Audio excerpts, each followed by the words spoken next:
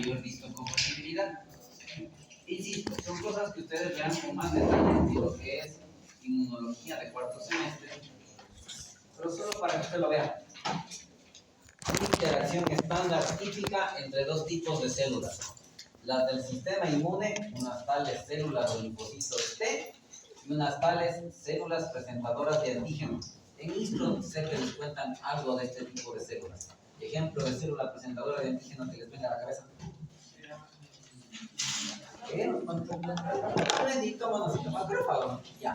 Pues imagínense un bendito monocito macrófago por ahí, que se comió cualquier cosa ajena. Una bacteria, un virus, alguna de estas cosas por ahí.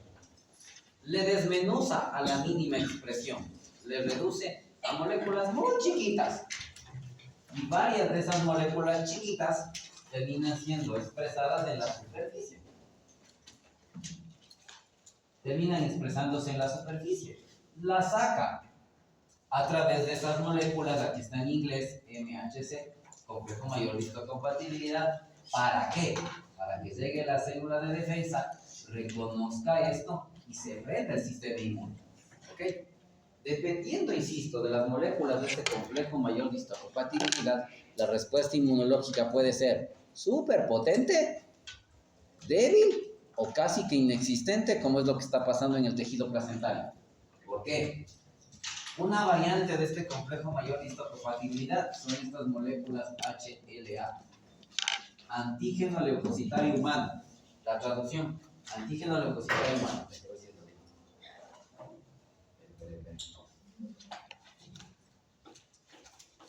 Sí, se dice lo leído.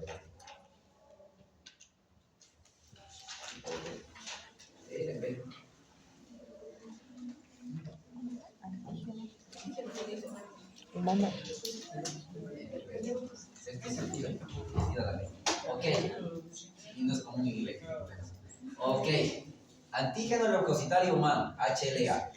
Y lo que le dije es que, hablando de estas moléculas, el sincitiotropoblasto, como Valerian Flores, expresa un antígeno leucocitario humano, una variante de comparte de este complejo mayor, que es como un camuflaje, o actúa como una especie de camuflaje. Las típicas que despiertan gran respuesta inmunológica son estas, tipo A, tipo B. En el sincitiotropoblasto se expresa tipo G, nada que ver con inmunoglobulina G por si acaso, de tipo G. Y eso hace que pase por ahí un linfocito T, ni bola, o sea, esa conexión no se da. Se pega, pero no se despierta la respuesta inmune, o sea, le tiene ahí en la frente un buen rato, todo el embarazo. Y si hay una cosa a la que inhiben con esto y otras maneras en las que le inhiben, hay una célula ahí que es terrible. Los linfocitos natural killer o NK. ¿Alguien ha oído algo de estos natural killer? Pero le agarramos con la papa en la boca. Ok. ¿Qué característica podrían mencionarme de los NK? Es un asesino consumado, literal. Hay por ahí un dibujo en internet que explica el papel de los linfocitos. Cuando están en inmuno, los suelen circular mis de talones. Más o menos así. Célula presenta una parte del bicho que te está enfermando. ¿Alguien me puede ayudar? Llega un linfocito T estándar y le dice, sí, yo te ayudo. Toma estas citoquinas, estas interleuquinas, nos vemos mañana. No hay un doctor o doctora cualquiera. Escena 2. Célula presentadora de antígeno. Presenta parte del bicho que le está enfermando a ese ser humano, pero por ahí no pasa el linfocito T estándar. Pasa el natural killer. ¿Me puedes ayudar? El natural killer se pone unas gafas negras, saca una pistola, ¡pum! Ese más o menos es su rol. No pregunta, no averigua, es un sicario literal. O sea, es un asesino tenaz. Y lograrle evadir la respuesta del natural killer en un ser que es mitad genéticamente hablando, su mitad es ajena. Perfecto, o sea, es perfecto. Ok, pero no son las únicas cosas, como están leyendo por ahí, que hacen que esta inmunidad sea pasiva. Y ojo, si bien a nivel uterino está ocurriendo con mayor intensidad, porque ahí está el sincitiotropoblasto, la placentina y demás, las sustancias que se liberan por corticoides, la gonadotropina proiodifumana, progesterona, lactógeno placentario. Sustancias que hacen inmunosupresión, la misma prostaglandina E2, factor transformador de crecimiento beta, y una súper importante que estudiarán en el futuro, interleuquina 10. Están circulando por todo su cuerpo, o sea, no están solamente a nivel uterino, no es que se quedan ahí para cuidarle al guau, están rodando por su sangre por toda la gestante. Y si eso está ocurriendo a nivel de toda la sangre, ahí entienden un concepto que por ahí les van a soltar en el futuro. El embarazo es como una inmunosupresión temporal. O sea, las defensas de la embarazada están... Por eso es un grupo de ultra riesgo para ciertos problemas infecciosos. Recuerden la reciente pandemia de COVID. La embarazada era un grupo prioritario para vacunación. En ella hubo casos súper graves. Recordarán que hasta en el país hubo casos de gente, mujeres gestantes, que se embarazaron, fallecieron y se quedaron los guaguas. Incluso años después hicieron las noticias de cómo es la vida de ese niño o niña que terminó a veces hasta en terapia intensiva neonatal, pero que salió y ahora está creciendo sin su mamá. O sea, esto pasa. Y ahí es donde aparece un concepto, mientras van leyendo esto en Flores, donde nos dice, ok, el embarazo nos va a dar una tolerancia pasajera a partir de que estos linfocitos y el resto del sistema inmune como que baja su potencia. Y eso termina ocasionando, que el útero se vuelva un sitio privilegiado. ¿Desde qué perspectiva dirían que es privilegiado? ¿Privilegiado para quién primero? Se vuelve un sitio privilegiado para el bebé. Para la mamá no, para el bebé. ¿Y por qué privilegiado? Lo cuida, lo protege, le da todo y está ahí teniéndolo sin que el sistema inmune, que es un agresor tenaz, por llamarle agresor en este caso, desde la perspectiva del bebé, no le ataque. Entonces, eso debe ocurrir durante varios meses. Cosas que también pueden ocasionar estas moléculas, vean, en casos extremos, literalmente le matan a las células de defensa que quieren despertar alguna respuesta inmune. Algo que ustedes aprenderán en cuarto. Y yo en segundo les cuento cuando hablamos del desarrollo del timo. ¿Por qué del timo? En cardio hablaremos también un poquito. El timo es clave para la maduración y selección de nuestros linfocitos. Si algo falla durante el proceso de desarrollo del timo, podría quedarse en nuestro cuerpo un linfocito que no es del apropiado. Por ahí, por ejemplo, el timo es, ¿cómo decirlo? Es... Diosito, perdóname por el ejemplo, pero no se me ocurrió otro. El 70% de la población ecuatoriana tiene algún tipo de religión, católica, cristiana, evangélica, asociada. Entonces me va a entender. ¿Recuerdan la tentación del diablo a Jesús en el desierto? ¿Se acuerdan cuando le dice y le enseña todos los reinos del mundo y le dice, yo te daré esto si te inclinas ante mí y me adoras? ¿Sí? ¿No? Sí. Algo así más o menos desde el timo. Le presentan y se van llegando todos los linfocitos T en desarrollo. Y el timo le presenta moléculas. Toma, te presento todas estas moléculas. ¿Quieres atacarles? Pero aquí la trampa, por eso la analogía que acabo de hacer con esa parábola. La trampa es que le está presentando moléculas propias del cuerpo. ¿Ok? Porque no tiene más que presentar. En teoría que adentro no hay nada ajeno. Son las propias moléculas del cuerpo las que está usando el timo para tentarles a los linfocitos T. Y les dice, ¿atacas o no atacas? El linfocito T que ataca es destruido, o debe ser destruido, porque estaría atacando sus propias moléculas en el futuro. Cayó. El linfocito sabio diría, apartaos de mí. Ese es el que tiene que quedarse. Pero a veces ese proceso falla. Por eso cuando estén más grandes, por ejemplo el reumato, hablarán de enfermedades autoinmunes. Y aquí viene la otra vaina. No sabemos bien por qué, exactamente qué sucede. Pero el embarazo es capaz de despertar enfermedades inmunológicas. Y probablemente algo de todo esto que está pasando, no sé, tal vez haga que alguno de esos linfocitos T que logró evadir la tentación del timo y que logró esconderse ahí para que no le hagan nada, se sienta con la fuerza de, ahora sí salgo. Porque como está inmunosuprimida la embarazada, quiero venganza, como dice la compañera. Es posible, ustedes van a aprender que en el embarazo hay algunas cosas inmunológicas que pueden activarse. Cosa curiosa que tiene la gestación. Lo que le puse en negrito, insisto, no encuentran en Arteaga, menos en Flores, sino es de otro autor. Carson y Moore hablan un poquito de esto. Les vi a sus hermanos mayores estudiando eso el otro día. De hecho, dibujaron en el pizarrón de allá afuera. Están en inmunología, por lo que me di cuenta, obvio. Y ahí le enseñan ciertos mecanismos que incluso hacen que nuestro sistema inmunológico se vuelva más potente. ¿Tiene sentido, no? Necesito atacar con más fuerza. Ayudémosle un poco. Y parte de ese mecanismo es un tal sistema del complemento. Tiene una serie de moléculas que se activan, que ustedes van a aprender. Y cuando se activa el complemento, lo que hace es marcar, literal, marca a cosas que son ajenas. Al marcarles, al dejarles ahí señalados, el sistema inmunológico reconoce la señal y ataca con más intensidad. Para resumir, es lo que haría en estas moléculas del complemento. Eso en exceso puede ser dañino, como todo extremo es malo.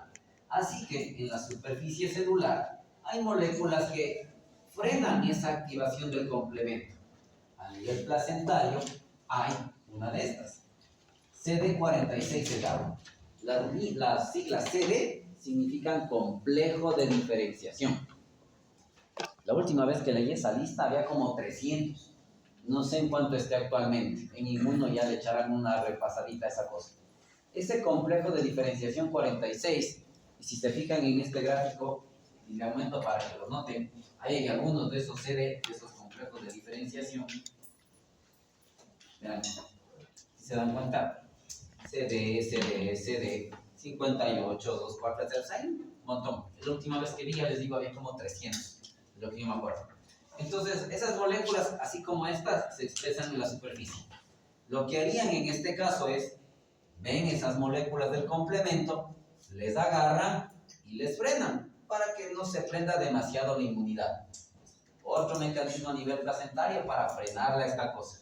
Y la última, a nivel placentario, sin sitio lo más probable, se secreta una sustancia, indolamina 2,3-desoxigenasa, la cual también bloquea ese complemento y también le frena los linfocitos T.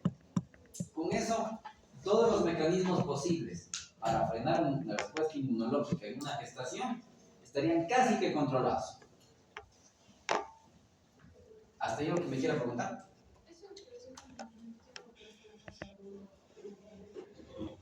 ¿Facilita de qué?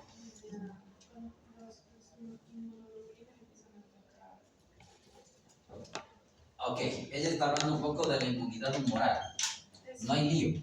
Ustedes, por eso digo que el grupo 6 que tienen que hablar de esa vaina, producción de inmunoglobulinas, no sé si me mencionen cambio de switch. ¿Por qué? Un concepto clave que ahí abordaremos un poco más. ¿Por qué en el primer embarazo no pasaría nada con el bebé? ¿Y por qué en el segundo, tercero y posteriores es donde se arma el relajo? Ahí conversaremos un poco. Por resumir, para no ser spoilers de lo de este grupo. Al inicio, X respuesta. Parte de la respuesta, producir sustancias. Dentro de estas, inmunoglobulinas. Pero unas inmunoglobulinas no específicas. Entonces, una respuesta genérica que también ayuda a marcar, activa otras células y se defiende el cuerpo. En un segundo encuentro, una segunda vez, que se ponen en contacto con el bicho, el cuerpo ya aprendió y cambian cosas en esas células de defensa y son capaces de producir inmunoglobulinas más específicas. Esa liberación de inmunoglobulinas se da porque hay cierta activación a nivel de los linfocitos T. Hay unos pares TH1, TH2. Tienen que activarse estos pares TH2. Célula plasmática, producción de inmunoglobulinas. Pero al inicio, muy genéricas. Una segunda, tercera o cuarta vez, y hacer una producción más específica. Y estos cambios toman semanas. Más o menos semanas. Resumen ejecutivo de lo que estudiarán en 6 meses. Ok, hay una última cosa que encuentran en el libro de Flores que no sé si alguien tenga por ahí, en el capítulo justo este, que necesito contarle. ¿Tiene? Antes de pasar a esta última cosa de lo que es cambios fisiológicos durante la gestación. Hay unas dos cositas, unos 2 párrafos por ahí que necesito comentarle. Están casi al final de ese capítulo. La compañera está por abrirle, deje que se abra y me enseñe. Si alguien le gana, me avisa.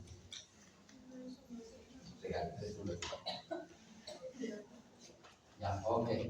Justo están en ese capítulo a partir de la página 432. Ya enfocaron bien los ojos. Y lo de inmunología está, ¿no? Fisiología que hemos ido conversando, síntesis hormonal, por aquí está. Inmunología de la gestación está desde la página 462. Hemos conversado la 462, 463 y, ok, está en la 464. Un parrafito chiquito, que también se lo he dicho en más de una ocasión. Ya. Ok. Aquí está un poco lo de la producción de inmunoglobulinas. Recalco, eso lo vamos a terminar de revisar con el seminario y el grupo 6, que nos va a contar de esto de la eritroblastosis fetal en un de recién nacido. Ya. ¿Qué dice por aquí? Verán, existe un pase bidireccional de cierta cantidad de células. A ver, ¿de qué estamos hablando? ¿Qué significa bidireccional? Del feto a la mami, de la mami al feto. Este libro es del año 2015, si no estoy equivocado, Flores, si no me equivoco. En ese entonces, es difícil precisar su impacto inmunológico. O sea, no se sabía que podría pasar a ese nivel. Se sabe que muchas células del CTB, aquí hay tres siglas, CTB, significa, como ella me dijo en la página, pensé que ya le había cachado. Instinto, ¿qué significará? CTB. Placenta.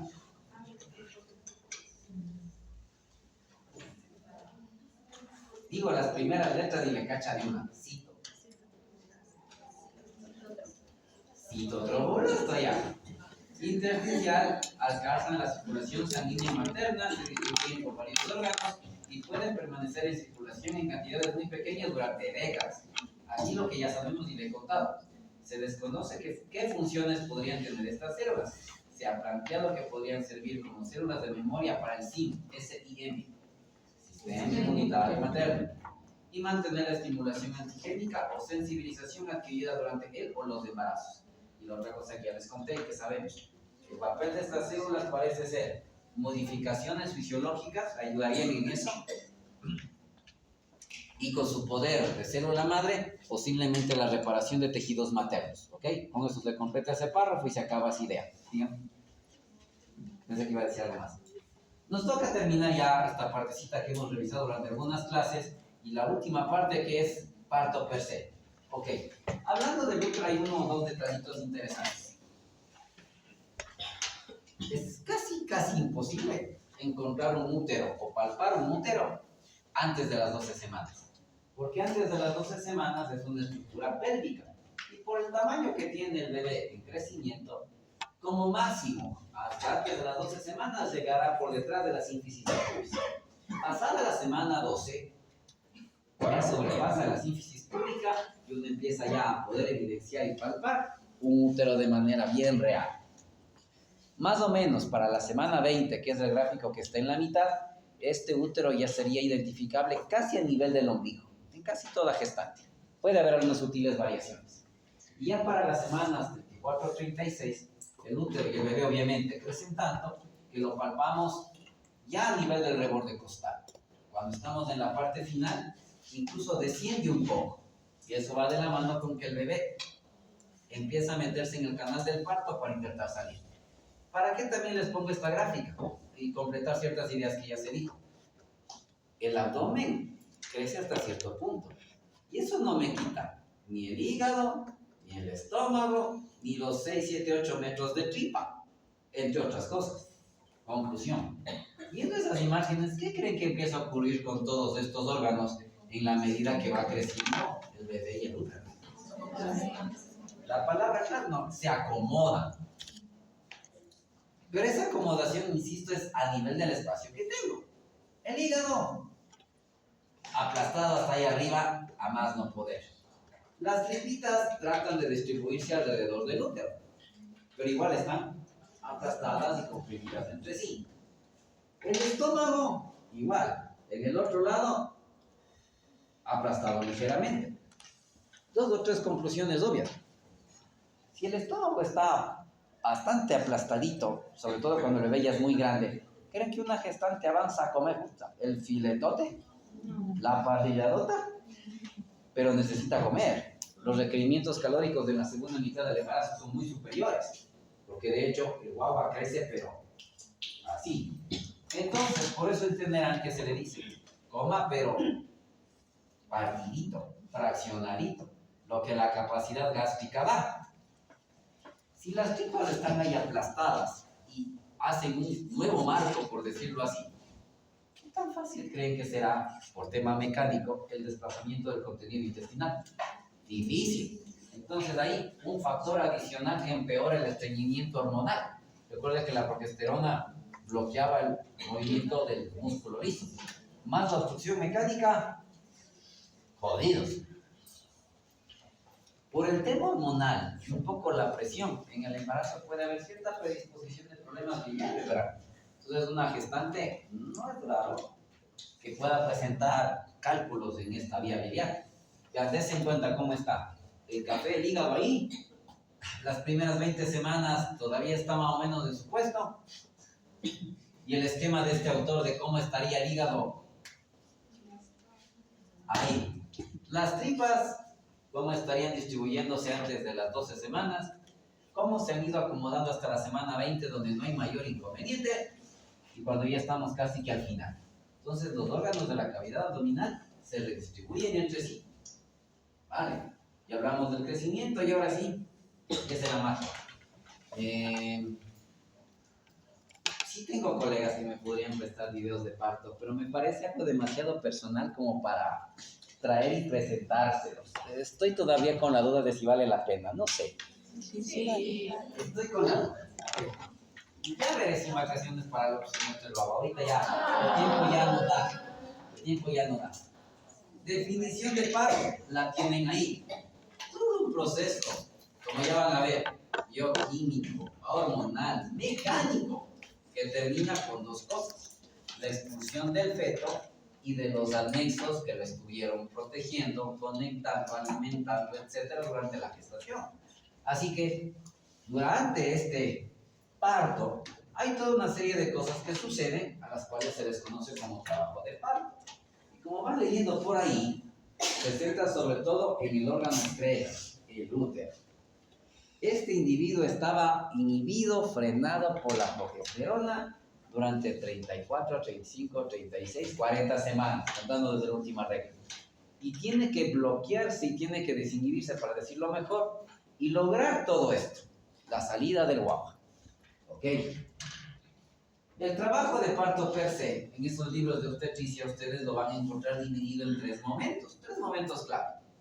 Una tal dilatación y borramiento que ya vamos a conversar, la expulsión del bebé y un término que se conoce como alumbramiento, que es la salida de la placenta. ¿Ok?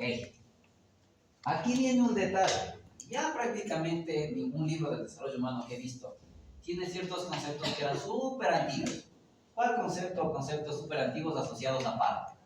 Que era por madurez fetal, que en una mujer, en un ser humano, se dispararían los mecanismos que permiten que haya un nacimiento. Ahora sabemos que no es así. Y un artículo publicado en 2007 en British Medical Journal, en una sección que ellos tienen que se llama Mecanismos de las Enfermedades, y que justo se titula Parto, empiezan haciendo una simple descripción. ¿Por qué digo simple? Parten de la anatomía. Yo sé que su compañera tuvo una situación médica, pero ¿a quién dejaron de reemplazo? No, En anatomía, por eso. Ah, el reemplazo no recibe empleo. ¿Y es reemplazo del reemplazo? O sea, no me mire tanto. Compañera, no me acuerdo sobre el otro. Dos imágenes, dos gráficas. Si usted se da cuenta, ponen un primate por ahí, la pelvis de una chimpancé. Y lo que ven en el centro sería la cabeza en tamaño máximo de un bebé chimpancé.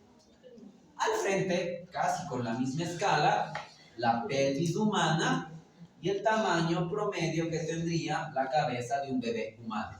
¿Qué podría destacar viendo las dos imágenes? ¿Qué se nota?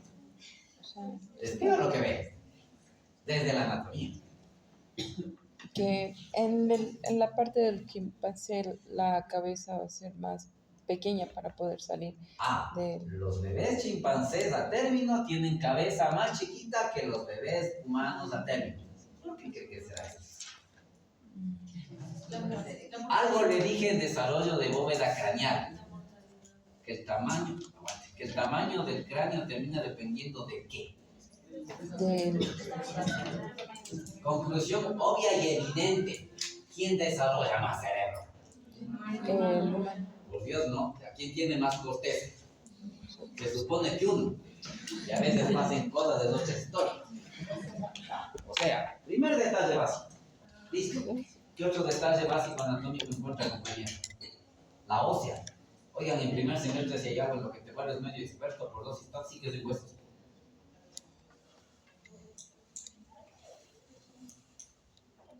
¿Son igualitos? No.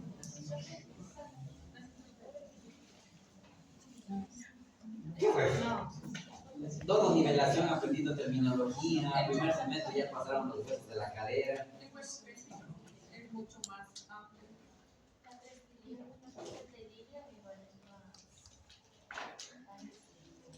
Anterior, posterior, gran. Anterior, posterior, derecha, izquierda, si usted quiere, pero anterior, posterior. Antero, posteriormente, ¿cómo no describirían esa longitud, ese diámetro? ¿Más estrecho en dónde? ¿Seguras? Aquí se le ve como que un chance más alargado. En el ser humano está, pero la pelvis humana antero posteriormente es un poco más. ¿En dónde la pelvis humana es un poquito más amplia?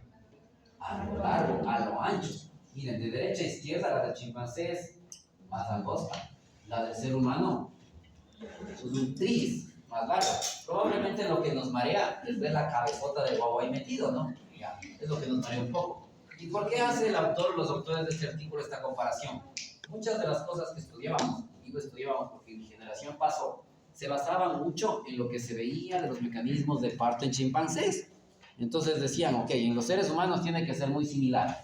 Los autores dicen, vean, ¿por qué dicen semejante herejía? Si desde la anatomía no somos iguales, primer detalle, y segundo, no tendrán que sacar un feto de similar proporción. Una chimpancé, achudia por el bobo. ¿Sí o qué? No más amplio será cuando salgan los hombros, y ya vamos a ver que algo parecido pasa en seres humanos. Hagan achis y saquen el bobo. Es justo, ¿no? La cabeza es justo. Y esto condicionó una cosa, que probablemente ustedes lo sepan. Nace un chimpancecito y cuando nace está ahí botadito, planchado. Si no me amargan, no me muevo, no me duermo, no como. O el chimpancé ahí medio se seca y después ya está atrás de mamá chimpancé. Un bebé humano es igual. Nace mojado y después y atrás de mamá. Vean, ese es un detalle curioso que usted va a entender. Por adaptación biológica, en este tema del parto, hace que ciertas especies ya pueden hacer sus crías bastante evolucionadas. En las cosas básicas me refiero. O sea, pararse, alimentarse, etc. Ya están un poquito adelante de nosotros. Pero el ser humano, por esta adaptación, que tiene mucho que ver con la bipedestación, no bota, no saca crías, entre comillas, completamente maduras para hacer lo básico. Así que los seres humanos todavía nacemos con cierto grado de inmadurez. Si no nos cuidan las primeras semanas y meses, game over. Vean ese detalle curioso. Primer detalle desde la parte anatómica. Entonces, no pueden decirnos que damos a luz igual que un chimpancé. No, por Dios, eso no puede aceptarse. Y entonces, vamos desde la parte macro y después iremos a lo micro, a lo molecular.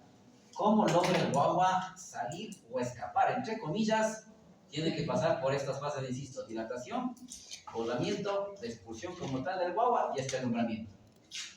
Dilatación, supongo que entienden el término. Algo que estaba así, se va a hacer mucho más grande. ¿Quién creen que estaba así y ahora tiene que hacerse así? No tanto el canal del parto como un todo. El cuello uterino. Recuerden que el cuello uterino está cerrado. Incluso se forma un tapón mucoso en su interior. Y esto sella de alguna u otra manera todo lo que está arriba. Un primer indicio de que el trabajo de parto empieza, y alguien probablemente lo sepa o lo haya oído, y hasta hay fotos en ciertas aplicaciones que me parecen muy interesantes para una mujer embarazada, es la salida y expulsión de este tapón mucoso. Las contracciones uterinas empiezan y el cervix empieza a moverse con ellas. Y de lo que estaba bien cerradito y compactito, ¡pim!, cerradito, aquí está un poco exagerado, ¿no? Pero se abre. Y de repente lo que empieza, y que, insisto, en ciertas aplicaciones las mujeres gestantes lo comparten para que otras lo vean, les salió esto, será el tapón, y lo ponen en papeles, y se ve. Y ahí el ginecóloga de administrador de esa aplicación dice, sí, en efecto, ese es el tapón mucoso. Una secreción mucoidea con un poco de sangre, listo. Sale el tapón mucoso. Y el cervix tiene que hacer una abertura que no llegaba ni a 1 centímetro, va a llegar a un máximo de 10. Parece poco, ¿no? Parece poco. De nada a 10. ¿Por qué les digo que parece poco? Por la cabezota que estamos viendo ahí. Perímetros de fálico ya me dijeron, casi 34 centímetros. Así que 34 centímetros de perímetros de fálico tendrán que salir por una abertura máxima de 10. Eso significa que si cierto diámetro, ustedes aprenderán, en la cabecita del bebé se miden ciertas longitudes, algunos diámetros por ahí, que si cierto diámetro de la cabecita del bebé está muy cercano a 10, es muy probable que ese guagua no logre salir. Un valor X por ahí que aprenderán, máximo debe llegar a 9 o 9.5 para dar 0.5 de margen para que resbale. Ya, máximo. Si tiene más de eso, o sea, si es cabezoncito, cabezoncita, se fregó. ¿Qué es lo que empiezan a leer? Este proceso de abrir el cuello del útero tomará horas, ya, en promedio, pero hay excepciones a las reglas, ¿ok? Y hay un promedio por ahí que se establecido, un estándar que ustedes van a estudiar también. Se dice que una mujer que va a tener su primer parto, más o menos, por cada hora de trabajo de parto, logra abrir 1 centímetro por ahí. Así que en promedio, insisto, mínimo unas 10 horas para pasar de esto al 10. 10 horas. Si ya es una mujer que ha tenido partos antes, puede tener una velocidad mayor. Y se habla de que podría ser hasta en 1.5 por hora. 1.5. ¿Cuántas horas hasta llegar a 10? ¿Qué cálculo más avanzado? Ahí no sé más, 11. Hace menos. Ella dice 7. 1.5. Más o menos, ¿no? 6, 7 horas, en teoría. Pero ojo, eso no significa que toda primigesta cumple esa regla, ni que toda multípara cumple esa regla. Puede haber mujeres que su primer embarazo, su primer parto, y pueden abrir ese cervix, pero súper rápido. Y otras que ya han tenido 3, 4, 5, 6, y en ese embarazo simplemente se demora y se demora y se demora. La idea es ir vigilando la cosa. Ok, tiene que pasar de eso a eso. Dilatación, borramiento. Aquí viene otro concepto anatómico que usted tiene que recordar. El cervix tenía cierta altura. Les torturé en algún momento con ese dato. ¿Qué altura promedio tiene el cervix? Como 3 a 3 centímetros y medio, ¿se acuerdan? Y una altura de, póngale, 3 a 3 centímetros y medio. La altura del cervix en un momento dado no será más gruesa que una hoja de papel. Sienta una hoja de papel entre sus dedos, a ese nivel va a llegar. ¿Cachan? De 3 centímetros, 3 y medio, a sentir el ancho de una hoja de papel. Sí, el volvamiento es eso. Ya lo verán, con cada contracción uterina, ese cuellito del útero se va cortando. Trin, trin, trin, trin. Hasta hacerse tan delgado, insisto, como una hoja de papel. Casi tan delgado como una hoja de papel. Pregunta seria y obvia. ¿Será que esto duele? No. O sea, de 3 va a bajar a nada. Y de nada va a llegar a 10. La misma fuerza de las contracciones uterinas por X mecanismos dentro de eso, el momento que se contrae, disminuye el flujo sanguíneo en la pared muscular uterina y esa isquemia temporal da dolor, guapa. La isquemia duele. Llegará a tal intensidad la contracción que a lo mejor hayan visto videos en internet de cierto juego. Hagamos que un hombre tolere una contracción uterina y pongámosle un cinturón de dice qué. Le ponen a cierta potencia y el man está al borde de torcerse cual lombriz, ¿no?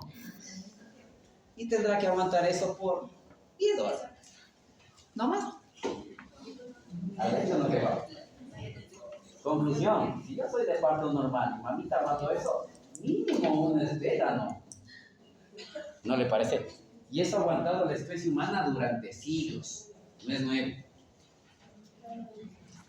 Horas para llegar a esto, a eso. Dilatación, volamiento. Ok. Durante esa dilatación y volamiento, el bebé no es un ente pasivo, es un ente activo en este proceso. Y es lo que le voy a ir enseñando en estas gráficas que están en el capítulo de Arteaga. Ya, me están abriendo el camino, pero tengo que ir pasando por ese camino. No es que el bebé espera que todo el camino esté abierto. Ya, ahora salgo. No. A la par va ayudando a que este camino se vaya haciendo más amplio. Por lo tanto, aquí es donde entran ciertos términos, pero un ratito, que estaban justamente en el capítulo de trabajo de parto y parto. ¿Cuáles términos? Vean. Eco, en la página 524. Solo desde la 524 hay que chequear. Ya. Mecanismo de trabajo de parto está en la 522. Ahí tienen una serie de dibujos y los términos en cuestión empiezan a partir de la 524. Ok. Yo tengo mi observación en esa secuencia, en el orden en el que está. Porque ponen primero encajamiento, ya vamos a hablar de ese término, y después ponen descenso. Por orden lógico, lo primerito que hace el guagua es bajar. Primero desciende. En esas maniobras de Leo, porque leímos que son para evaluar al bebé, hay una con la cual uno examina la cabecita. Y cuando la cabecita no ha descendido todavía y no se ha encajado, se mueve con suma facilidad. Dale, no hay que abusarlo. Mueve de lado a lado. En este proceso de trabajo de parto, el bebé que estaba arriba, al ver que ya empieza a ver camino, baja. Por eso desciende, realmente primero desciende. Y en un punto dado ya va metiéndose en este canal de parto, que al inicio es óseo, por la pelvis, y después blando por el cervix y canal vaginal. El encajamiento es cuando esa cabecita ya logró entrar en el canal de parto, de tal forma que ya no le puedes mover. Uno ya sabe dónde está la cabeza y tratas de hacer algo que se llama peloteo. ¿Vale? No es que le patean, le mueves con la manito de lado a lado. Ya, cuando esté encajado, eso no se desplaza. Bajó y ya se clavó en el canal de parto, entonces vamos de salida. Por eso yo haría una inversión. Se pondría descenso primero y después que se encaja. Ok. Y ahí van a pasar unas cosas más. Si ustedes se fijan en las partes de arriba, está el cráneo del guagua. Y si logran ver, aquí hay un como triangulito rombo. Y aquí atrás está la fontanela posterior. ¿Qué están notando? No es que el guagua baja de frente así, baja de lado. Como le dije, el guagua buscará mostrar el mejor diámetro posible para atravesar un espacio súper estrecho. Así que para adaptarse a esto, como leen en el libro, se dobla. Por eso dice flexión. En este no se ve mucho. En esta tampoco. Déjenme ver, yo tenía uno en el que se veía mejor.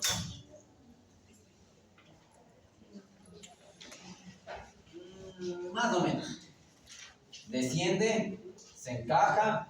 Tengo algo que es medio duro, que es la pelvis. Entonces bajar con la cabecita recta no puedo. Hasta el mismo hueso me obliga a doblar mi cabecita. Por eso dice flexión. Ya. Este mentón se como quiere pegar al pechito. Se flexiona. Y una vez flexionado, escoge el lado por el que mejor le convendría salir. Por eso lee rotación interna. Ahí sí se ve mejor el gráfico de Arteaga. Se ve que el guagua como que está mirando más hacia cierto lado, más hacia la derecha o izquierda. Desciende, se encaja, flexiona, hace una rotación interna.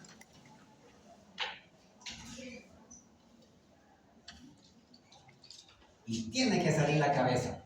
Como estaba doblado y rotado, ¿qué es lo que notan aquí? ¿Qué movimiento hizo? Extiende. Tiene que decir extensión. Ya. Extensión. Ya. Extiende. Pero ahí hay un problema. Y lo vamos a notar con estos gráficos que son de y que es de un parto normal. Miren, ahí estamos prácticamente en este proceso de extensión. En el último momento ya, el guagua está saliendo. Ya la cabeza, conducto canal anal, y salió la cabeza. Si ustedes se fijan, ya acá ya se cambió. Ahorita, no les queda mal. Ya, ahora sí.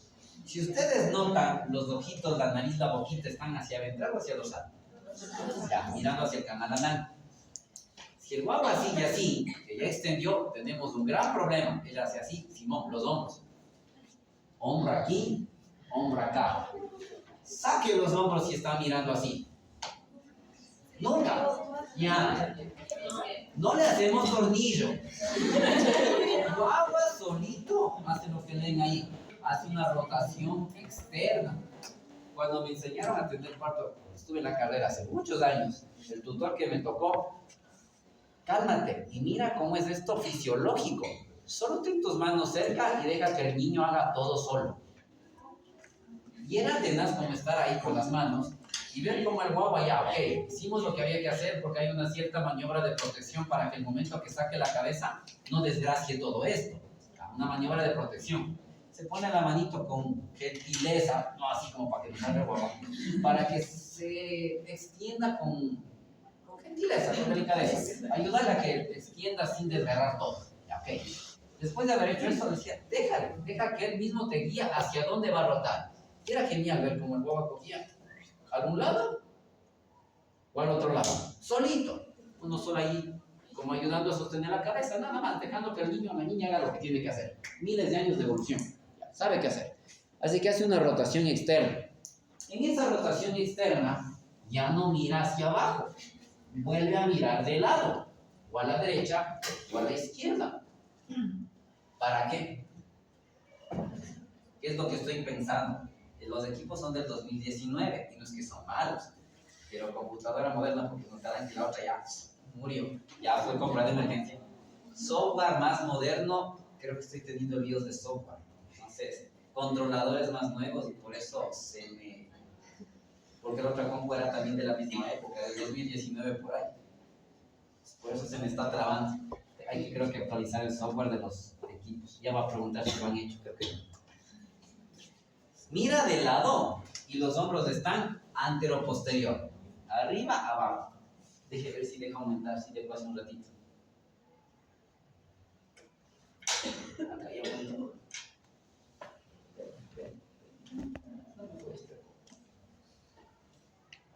No quiere. Es que en serio creo que es lío de software. Ya nada, se salió completito. No, créeme que hay peores cosas.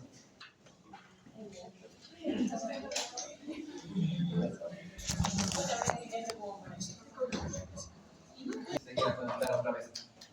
Antero posteriormente quedan los hombros, arriba hacia abajo, y ahí sí se hace cierta maniobra, sosteniendo la cabecita y jalas el hombro hacia abajo, porque el hombro que está anterior se choca con la sínfisis del pubis. Sí, uno ayuda a sacar el hombro de acá, porque este hombro se pega contra la sínfisis, porque el guagua está saliendo, la cabecita está allá hacia afuera y el hombro anterior queda a la altura de la sínfisis púbica. Entonces, el momento que uno sujeta la cabecita, jalas un poquito para abajo y destrabas el hombro anterior.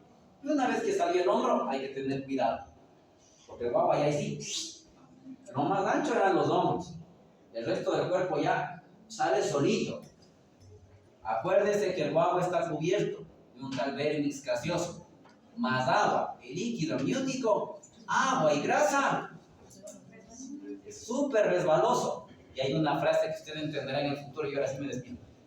Que no les caiga el guagua en el balde. Sale ponerse un baldecito ahí abajo, pero no es para botar las pinzas, las compresas, la guava, no. Es para medir y cuantificar la cantidad de sangrado que estamos teniendo. Por eso el baldecito tiene marcas. Ah, ya llegó a tal marca, está sangrando mucho. Le dicen, no le caiga en el balde, porque si ha pasado, que no le cogen bien al guagua y toro. Pero acuérdese, es muy sensible el guagua en esta época. un golpe en la cabeza en ese entonces y podríamos experimentar secuelas a futuro y no reversibles. Así que aprenderán que hay cierta maniobra que uno tiene que utilizar para cachar